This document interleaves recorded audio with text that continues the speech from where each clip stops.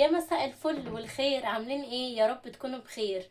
هنعمل النهارده كده شوية عدس كده بتركة هتعجبكم جدا جدا، وهتفرق كمان في الطعم. يلا نشوف هنعمل العدس ازاي.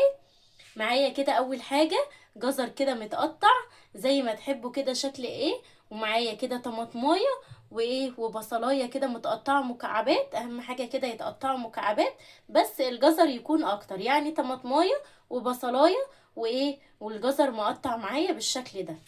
ومعايا كده حله على النار، هنزل معايا كده بايه بمعلقه زيت واحده كده، معلقه زيت كده في الحله على النار.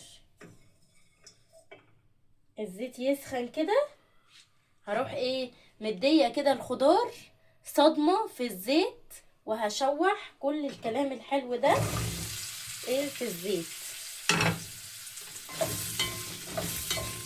هشوح كده الطماطم مع الجزر مع البصل، هيديها تركه جميله جدا جدا وهتعجبكم بجد الحركه دي. هشوح كده كل الكلام الجميل ده. بصوا كده، بصوا التشويحه لما بيتشوحوا كده يبتدوا ايه ياخدوا لون كده زي ما انتم شايفين. بجد الخطوه دي مهمه قوي في الطعم. هنا بقى كده بعد ما العدس، بعد ما الجزر كده والخضار اتشوح معايا وبقى بالشكل الجميل ده، بصوا بجد التشويحه دي هتفرق جدا في الطعم وهيعجبكم قوي. معايا كده العدس بتاعي غسلاه، انا هعمل كميه قليله، يعني دي كوبايه عدس كده. هنزل بيه ايه على الخضار المتشوح بالشكل ده كده، وهقلبه كده، وهنزل عليه بميه تكون بتغلي.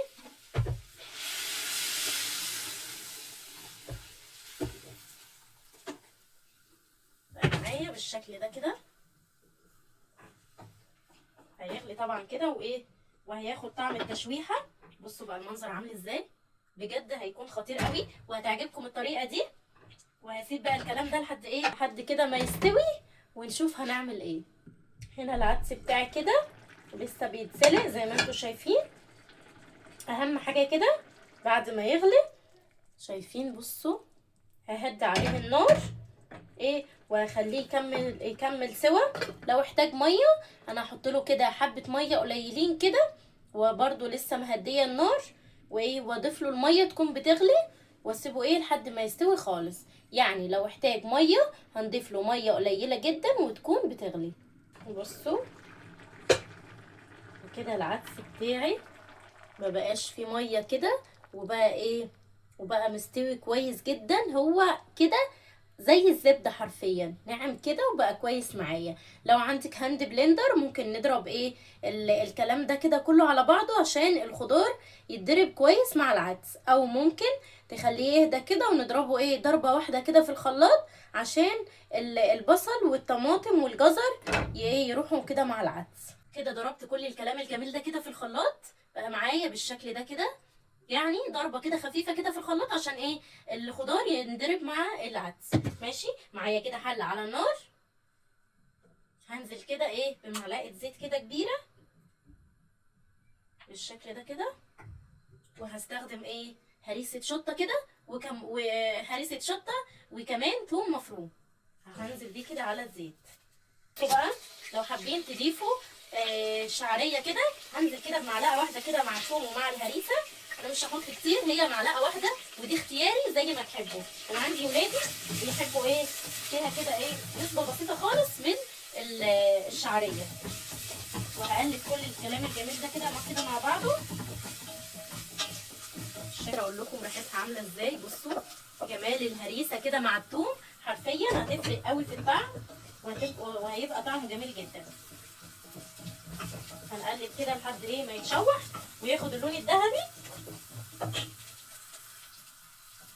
ابتدت ياخد ايه ابتدوا ياخدوا اللون الذهبي الجميل ده زي ما انتم شايفين. هنزل عليه ايه بخلطه العدس الجباره دي كده معايا اللون الذهبي الجميل ده. هنزل كده بالطماطم على ايه على الكلام الحلو ده. بعد كده هضيف الملح بتاعي، هظبطه.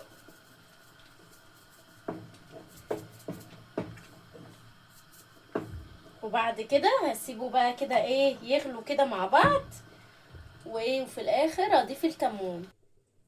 والعدس معايا كده زي ما انتوا شايفين اتسبك مع بعضه كده وبقى خطير جدا. قبل كده ما هطفي النار هضيف معايا الكمون والفلفل الاسود بالشكل ده كده. بعد كده هطفي النار عليه وهيبقى احلى حلة عدس بتركة واحدة غيرت في الطعم قوي وبقى طعمه لذيذ جدا. وبقى كمان ايه هتضيفوا الشعرية زي ما انتوا عايزين تضيفوا شعرية، هي معلقة شعرية واحدة بس ايه، والشعرية دي طبعا ايه اختياري. تعالوا بقى نحط الجمال ده كده. بصوا والقوام بتاعه مظبوط. بصوا احلى طبق عدس في الصيام، كله بركة كده وطعمه جميل جدا، هيفرق جدا في الطعم. الحركة اللي عملتها معاكم مع تشويحة الخضار. ما تنسوش بقى لو اول مرة تشوفوني تعملوا لي متابعة في القناة عشان يوصل لكم كل جديد، وكومنت حلو وايه ولايك. شكرا ليكم.